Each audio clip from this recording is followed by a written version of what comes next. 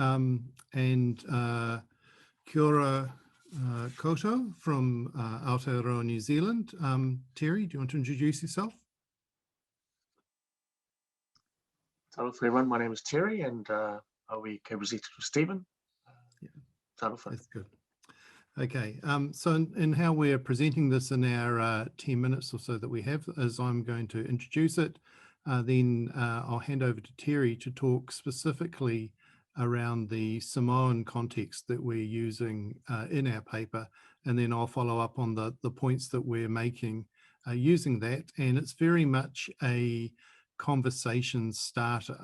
We want to offer this into the discussion as to we're a global network of digital theology, so here's a global voice speaking back into that. And again, really interested in follow-up conversations from other people in other parts of the world who might also be thinking in their own Indigenous categories around digital theology, or the way in which that sort of mainstream digital theology and academic environment is impacting in their world as well. So to start off with, I mean, one of those things about digital technology and media is that it does form the environment that we exist in, but it doesn't do so evenly.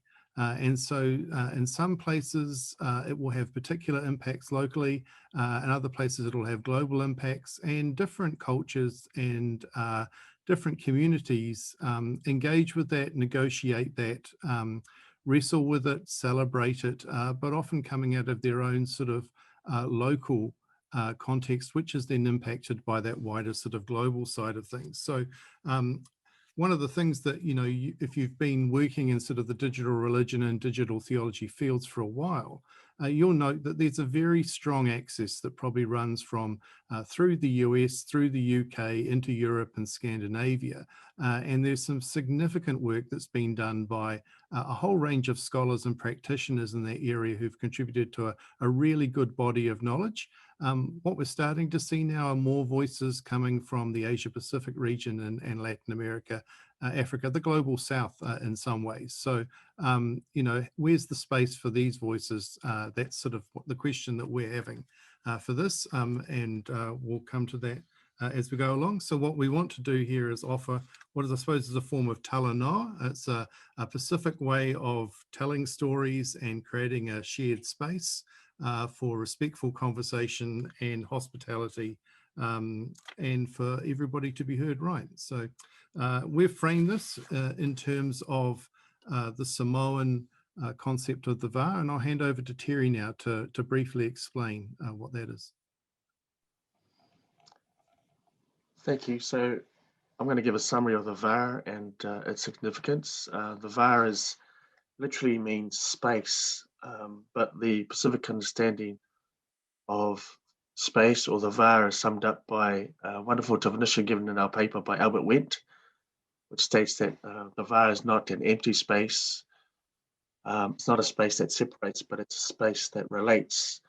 So it's the va is an intercultural framework for understanding the network of relationships within Pacific communities. And we are a communal in the sense that everyone in Pacific communities, we all play a significant role at different levels of the ecological model.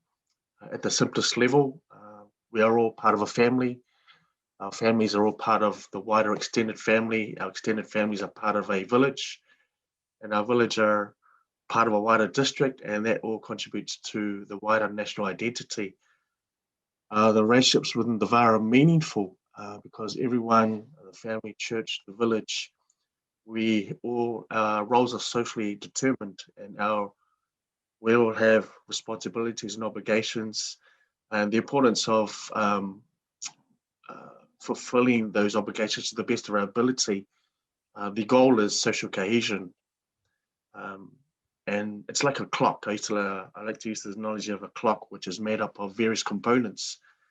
For a clock to function well, all parts of the clock must work. And if one breaks down, then the clock stops working. I'm also thinking of the movie Moana, the Walt Disney classic in 2016. There's a wonderful song called Where You Are. You got this image of young men working in the plantation, they fishing, and women are weaving baskets and singing and dancing and children running around. You got the elders of the community telling stories to the younger people about their culture. So some things that come out of the song are the importance of preserving our tradition, maintaining the status quo. Another theme is that we are one with our nature, one with the environment. It's a sharing community where everyone are working together and helping one another. So the VAR is fully realized when there's peace with oneself, when there's peace with another person, when there's peace with the environment, and harmony with the cosmos. So greater social cohesion is one objective of the VAR. And that's been replicated by the transplanted communities in New Zealand, Australia, and America, whereby the church plays a major role in fulfilling the vow within. It's a safe space for us, a space of familiarity, and also the family. I think one thing about this paper is that in recent years, we've stepped out of our space, these safe spaces, and using modern technology to connect and interconnect with others within our space. And that's something that I really treasure, and I'm collaborating more with Stephen in this paper. Thank you, Terry. So in terms of how we've worked through our paper to do this, we've actually used the paper that Pete and Kyle and Jonas wrote a couple of years back on sort of sketching out digital theology within the context of digital humanities, and the 4 sort of key areas of digitally mediated education, digitally enabled research, theologically resourced engagement with digital culture, and then theological ethical engagement, as well as a 4th sort of strand from that. And so we've picked up those 4 areas. And on one hand, it's like, this is a really helpful framework. On the other hand, we realize that framework's framed out of its own particular cultural milieu that we're sort of engaging with. So there's a negotiation going on there. But in terms of things like digitally mediated education, one of the things in the last year in particular has been how in this sort of COVID type of digitally mediated education that we've had to do, it's been sort of put out there that Pacific communities and things like that would actually struggle with this, with their very communal, very physical sort of dimension to the extended family and things like that. And what the researchers have actually found is actually the notion of the VAR and Teu Le Va of maintaining right relationships has actually been extended into these digital spaces, so that you're a person's in relationship. You might be an individual student studying, but actually your family gather around you while you study and form networks with the other families that are online in the background as well, and things like that. So maybe there's something we can think about in terms of those relational dynamics that might speak into the formation side of theological education. In the digitally enabled research, I mean, there are, we note in the paper, a significant number of Indigenous research methodologies that are now sitting alongside sort of mainstream Western methodologies as well. These prioritize in particular the notion of the right relationships between researchers, the communities in the research, and attention to appropriate Indigenous references. One of those things with the notion of research methodologies connected to the VAR is that the VAR Tapawea, a sacred space, is an integral part of that. And so that then might speak back into what we're doing for digital theology research and using the language of both relationship and sacred space as part of our methodology, which might be an interesting thing to pursue. In terms of engagement with digital culture, again, those who are working in Indigenous contexts or in other contexts are often having to contextualize theology and are quite gifted practitioners in doing that. And so we give some examples there, but you know, I'm looking around, I'm going, well, who from Africa here might be doing Ubuntu theology and how that intersects with social media? Who in Korea is looking at Minjung theology and how that might intersect with liberation within digital spaces? Who's doing things with First Nations people in North America or Australia and things like that? So the way in which they contextualize things you know, is a way in which maybe that can speak back into a wider dialogue.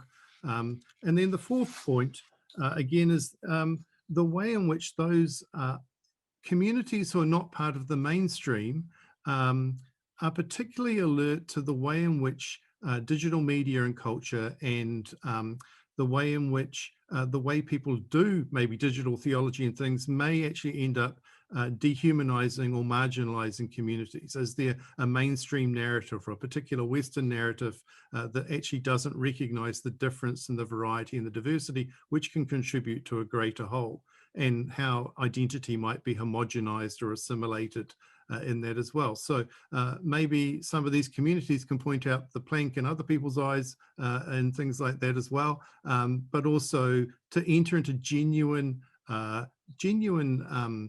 dialogue, so that this rich sort of relational space might be nurtured and created. And again, you know, entering into that dialogue and making space at the table for voices in churches and academic communities and other communities around the world to make a real global network for digital theology and digital theology that enriches everybody involved. So that's the thrust of our paper, and welcome further conversation. Thank you, Catherine. Thank you so much, Terry and Stephen. At this point, I'll turn it over to Sara, who has a response for you. Yes, thank you so much, Catherine, and thank you so much, Stephen and Terry, for your wonderful paper. I really enjoyed reading it, and it is a privilege to look at it.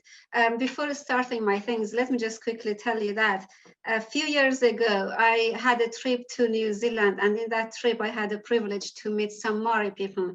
And during that trip, one of the, they explained lots of their concepts to us. One of the concepts which stuck with me, not only in my head, but also in my work, in my action, is the concept of a space that if two people are talking, you should not cross between them, because you crossing, this is a sacred space. Two souls are engaging.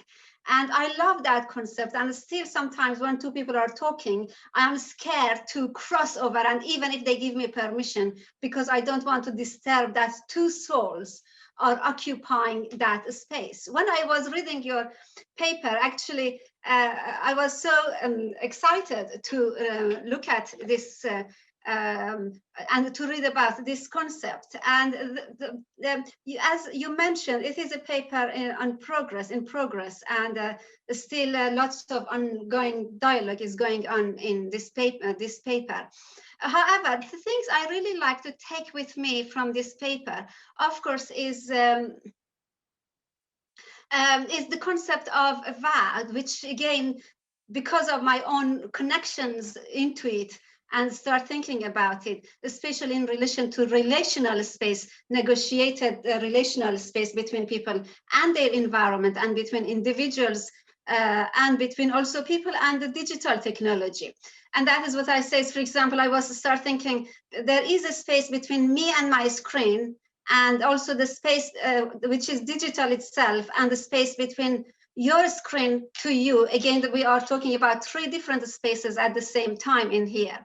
The concept of VAB, the space in between, or as Terry was talking about, the space that relates, is another issue which I found it is fascinating. It's very much in relation to methodology. Being a non-Westerner, you always try to find new methodology in doing theology, new methodology in looking at things. I found the concept of VA or can be developed into a wonderful way of doing methodology, especially among the non-Western scholars who are really searching and need of a methodology. The other issue is, again, is very rich, actually, the lens of Teu Le Va, care for the Va. And I think that is, this too also, this remind me of actually Martin Buber's book, the concept of I and it, and I and thou. I and it can only be spoken with the whole being, as Terry was talking about that, and also you, Steve, talking about that. But I and it can never be spoken with the whole being. And I found it's very interesting how the I and thou relates to the concept of va in relation of developing a methodology. Based on this, this too, I like to raise mainly two questions, really. And as I says, one of the things I felt, you were experimenting with Pete Phillips' four-fold typology. And I see it as a kind of experiment, whether that could really accommodate the VA.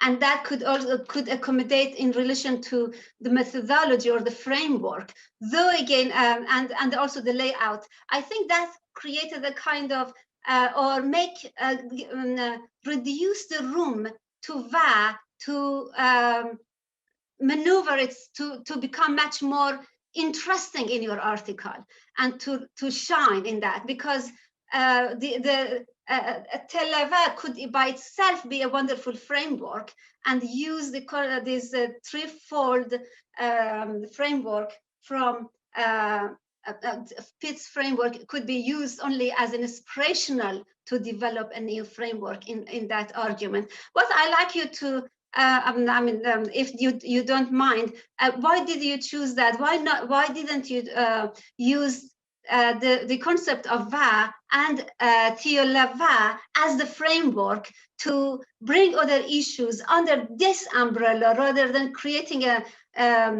bringing existing umbrella and putting those rich concept there? That is one of the things I really like you to a little bit talk about it. And the other issue I like to raise it also as a question is, as a reader from again from a non-Western world, and very little really. I mean, I visited in New Zealand, but doesn't make me expert in any of those things. I just was very amazed and very impressed by lots of rich culture, rich concept, and especially when it comes to the space and time, there is no, you cannot separate them, because again, I'm coming from that concept that is why history never be linear, is never, and it's because of this concept of space and time, you cannot talk about history as a linear. And however, saying that, one of the things I wanted to ask, what again in relation to VA, and one of the things is many of us heard about the concept of and the notion of rational space, and then also when you explain the concept of VA in regard to lots of other examples you gave, what are the difference between this the notion of rational space, which been discussed outside of, let's say, the world of Maori and the indigenous people in that part of the world, and the concept of VA, which is the space between. Perhaps I am wrong, perhaps the space between is only one dimension of the VA. Can you explain in this one? And that is my two questions. But however, since it is an ongoing research, I wish you would only focus on maybe this concept, and using other things as an example to bring more light into the, for example, the issue of doing theology in relation to methodology, or the education, offline and online education. They should use them as an example to highlight the richness of your paper. I think your paper is fascinating, and there are lots of interesting, for me, original ideas are there which needs to be developed, and for the people like myself really learn about that. And thank you so much for that, and give it to you. Thank you so much. I would